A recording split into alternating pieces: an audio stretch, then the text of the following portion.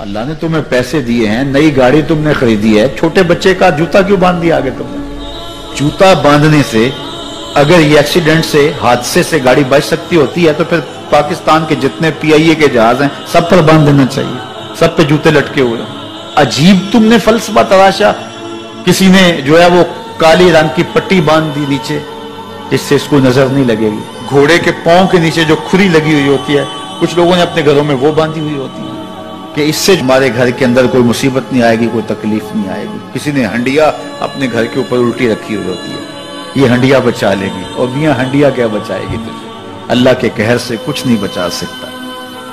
جب تمہارے اوپر کوئی مصیبت نازل ہونی ہے تو کچھ نہیں بچا سکتا۔ اگر بچنا چاہتے ہو تو پھر اللہ سے استغفار کرو، اللہ تعالیٰ کی تسبیح کرو، اللہ کی تحلیل کرو، میرے حضور پہ درود پڑھو، پھر دیکھنا کہ مصیبتیں ٹلتی ہیں یا نہیں ٹلتی۔ تو یہ خام خواہ کے رکیے، اور یہ عامل لوگ جو ہیں ان کا تو کام ہی یہی ہے، ان کا کام چلتا ہے لوگ ذوف الاعتقادی میں مبتلا رہے ہیں، اور یہ کہہ دیتے ہیں کہ آپ کے خاندان میں ایک منحوس عورت ہے، یہ اس کا کیا ہوا ہے، تو کوئی نہ کوئی منحوس تو پہلے ہی انہوں نے طے کر رکھی ہوتی ہے، فوراً ذہن وہاں جا کلک ہو جاتا ہے۔ اس کا نون سے نام شروع ہوتا ہے، اس کا کاف سے نام شروع ہوتا ہے، اس کا جیم سے نام شروع ہوتا ہے، تو پورے خاندان میں کسی کا نام کاف، نون یا جیم سے تو شروع ہوتا ہی ہوگا، یا دوستوں میں، تو فوراً ذہن جو ہے ادھر منتقل ہو گیا۔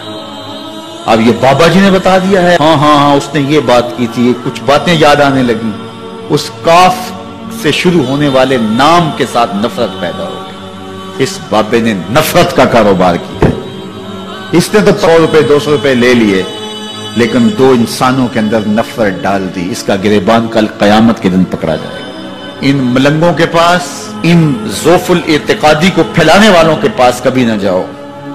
تمہیں مصیبت پڑی ہے، تمہیں لگ رہا ہے کہ شاید میرے اوپر جادو ہے، تو پڑھو نا سورہ بقرہ، جادو جڑ سے اکھڑ جائے گا۔ 40 دن اپنے گھر میں سورہ بقرہ پڑھو، برکت ہوگی۔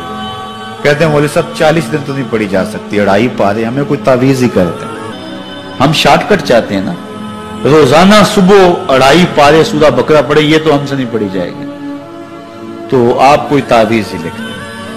کاروبار میں برکت نہیں، میں کہتا ہوں پڑھو نا سورہ واقعہ، 3 رکوع ہیں، برکت ہوگی۔ ہم کہتے ہیں ہمیں تعویذ ملنا چاہیے، بس وہ ہم گلے میں رکھ دیں، بٹوے میں رکھ لیں، پرس میں رکھ لیں، اور ہمارا کام ہو جائے، ہمیں کچھ بھی نہ پڑھنا پڑے، ہمیں وضو تک نہ کرنا پڑے، نماز نہ پڑھنی پڑے، اور برکت ہو جائے۔ ایسے برکت تو نہیں آتی۔ اس لیے چھوڑو ان کی جان، آؤ قرآن مجید پہ آؤ سجدوں پہ آؤ دعاؤں پہ آؤ۔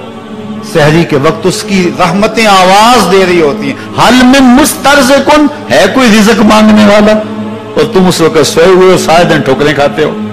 آؤ نہ اس وقت جھولی پھیلا کے، ہاتھ پھیلا کے کہو مالک تو جھولیاں بھر دے، تو پھر دیکھنا میرا بیٹا سالم مشرکین کی قید میں ہے اور میں فاقوں کی حالت میں ہوں، تو فرمایا آل محمد کے پاس ایک سیر جو ہیں، بس اس کے علاوہ ہمارے پاس بھی کھانے کے لیے دنیاوی اسباب نہیں ہیں۔ کہا صبر کرو اور اللہ سے ڈرو، اور لا حول ولا قوت الا باللہ کثرت کے ساتھ پڑھو۔ یہ ایسا وظیفہ ہے، ایک حدیث پاک میں آتا ہے کہ یہ 99 بیماریوں کا علاج ہے، اس میں سب سے کم درجے کی بیماری ہم اور غم ہے، یہ دکھوں کا مداوع ہے، مشکلات کا علاج ہے، اور یہ وظیفہ میرے حضور نے بتایا۔ حضرت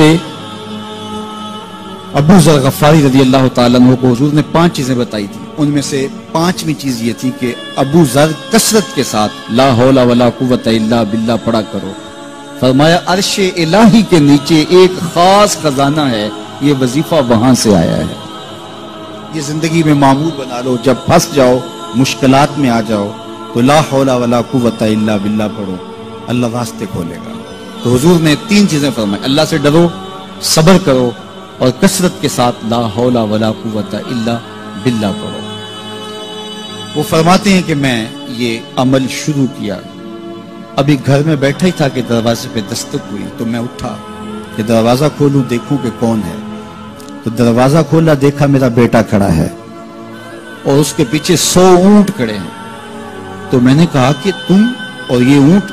کہا مجھے موقع لگ گیا، میں ان کی قید سے بھاگ آیا، وَيَرْزُقْهُ مِنْ حَيْثُ لَا يَحْتَسِبُ، وہ تمہیں وہاں سے رزق دے گا جہاں سے تمہیں گمان بھی نہیں۔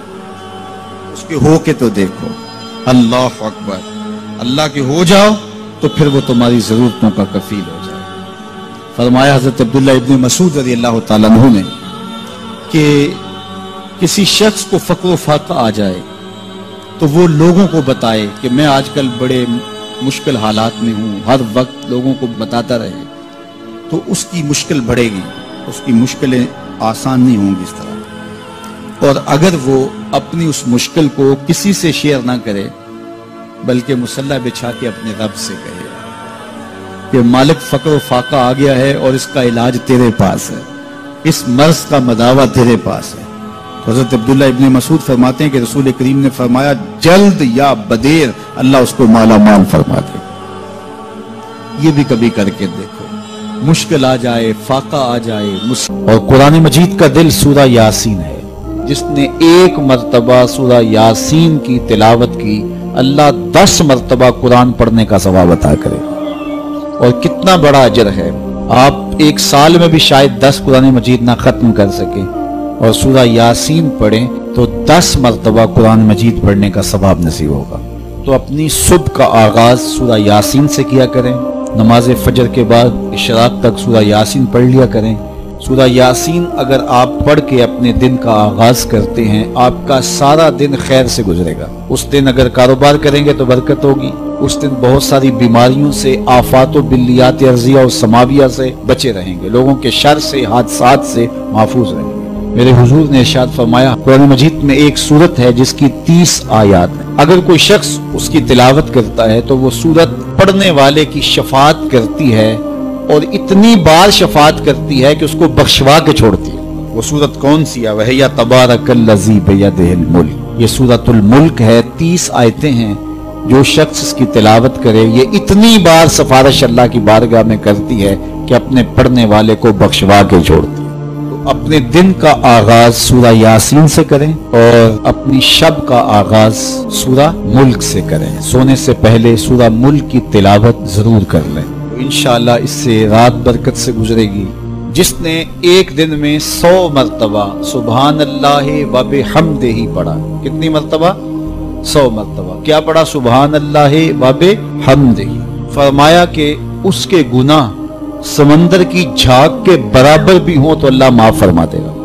تو یہ اپنے وظائف میں شامل کر لیجئے، سبحان اللہ و بحمدہ۔ اور حدیث بخاری ہے کہ 2 کلمے ایسے ہیں جو اللہ کو محبوب ہیں اور زبان پر مشکل نہیں، زبان پر بڑے آسان ہیں، اور جب میزان پہ رکھے جائیں گے تو پلڑے کو جھکا دیں گے، بڑے بھاری ہیں میزان پہ۔ وہ 2 کلمے یہی ہیں، سبحان اللہ و بحمدہ، سبحان اللہ العظیم۔ تو اگر اس کو 100 مرتبہ روزانہ پڑھے تو سمندر کی جھاگ کے برابر بھی گناہ ہو تو اللہ معاف فرما دیتا ہے۔ اللہ فرماتا ہے ما یفعل اللہ بعذابکم، وہ تمہیں عذاب دے کے کیا کرے گا؟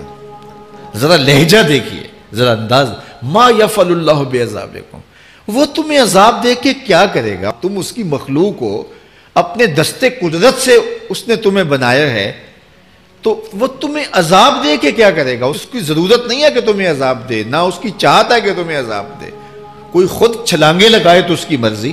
فرمایا کہ ما یفعل اللہ بعذابکم، وہ تمہیں عذاب دے کے کیا کرے گا؟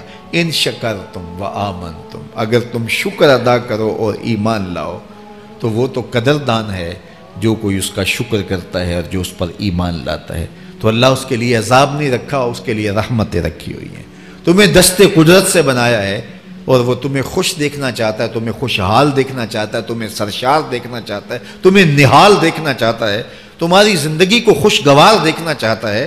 تم نے اپنے آپ کو خود اپنے اعمال کی وجہ سے مصیبتوں میں ڈالا ہے، تو کہا شکر کرنے کی عادت ڈال لو، دیکھنا پھر اللہ تعالیٰ جل شانہ کی رحمتیں تمہارے اوپر کس طرح اترتی ہیں، اس کی نوازشیں تمہارے اوپر کیسے برستی ہیں۔ توکل اگر ہم سیکھ جائیں تو توکل ایک ایسی دولت ہے کہ جو خوشحال زندگی کی ضمانت بنتی۔ جب ہم اللہ پر توکل نہیں کرتے اور ہم سمجھتے ہیں یہ سب کچھ ہماری محنت کا نتیجہ ہی ہوگا، اور نتیجہ جب نہیں آتا تو پھر ہم بے چین مضطرب ہو جاتے ہیں، اور جب ہم اس پہ توکل کر لیں تو پھر ہمارا صرف اتنا ہی کام ہے کہ میاں ہم یہ کام کر رہے ہیں، بس یہ حکم، ہم بیج بو رہے ہیں، بس یہ حکم ہے اور بو رہے ہیں، باقی اس پہ بھروسہ ہے، یہ کام اس کا ہے کہ اس نے اس کو اگانا ہے، اس کے اوپر پھل لگانے ہیں۔ تو جب اس پہ توکل ہو جائے تو بندہ سوکھا رہتا ہے، ورنہ بندہ مشکل میں مبتلا ہو جاتا ہے۔ بسا اوقات ایسا ہوتا ہے کہ بندہ ایک منصوبہ تیار کرتا ہے، اس کا عملی نتیجہ اس کو سامنے نظر آ رہا ہوتا ہے، لیکن نتیجہ بالکل الٹ جاتا ہے۔ سید علی المرتضیٰ فرماتے ہیں میں نے اپنے ارادوں کی شکست سے ہی اپنے رب کو پہچانا ہے، کہ میں ایک منصوبہ تراشتا ہوں کہ یہ اور یوں ہوگا اور وہ ہونا چاہیے، لیکن نتیجہ وہ نہیں آتا، تو کوئی طاقت ہے اس کا جو نتیجہ بدل دیتی ہے۔ تو بندہ اس طاقت پہ یقین کرتے، اس پہ توکل کر کے جو ہے وہ اس پہ بھروسہ کر لے تو زندگی سوکھی ہو جاتی ہے۔ مغرب میں جو اللہ پر یقین نہیں رکھتے وہ خودکشی کر لیتے ہیں کہ یہ کیوں ہو گیا، ایسا نہیں ہونا چاہیے تھا، لیکن ہم خودکشی اس لیے نہیں کرتے، ہم کہتے ہیں میرا رب جس طرح چاہے اس طرح ہی ہوتا ہے، جو اس نے طے کیا ہوا ہے وہ کر کے رہتا ہے، اس لیے تم اس پہ توکل کر لو اور اس پہ بھروسہ کرو۔ حضور علیہ الصلوۃ والسلام نے فرمایا لو انکم توکلون علی اللہ حق توکلہ، اللہ پر توکل کرنے کا جو حق ہے اگر تم وہ ادا کر دے تو فرمایا اللہ تمہیں ایسے رزق عطا کرے جیسے پرندوں کو عطا کرتا ہے۔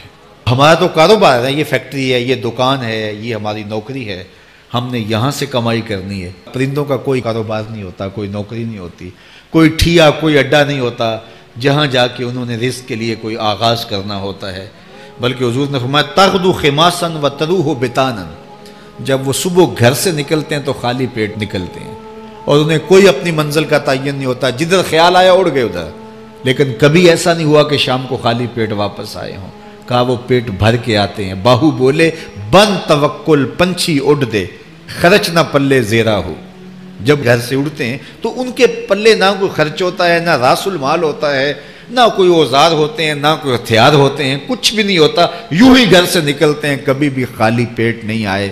فرمایا اگر اللہ پہ پرندے توکل کر لیں تو اللہ اسے بھی عطا کرتا ہے، تم توکل کرو گے تو تمہیں عطا نہیں کرے گا۔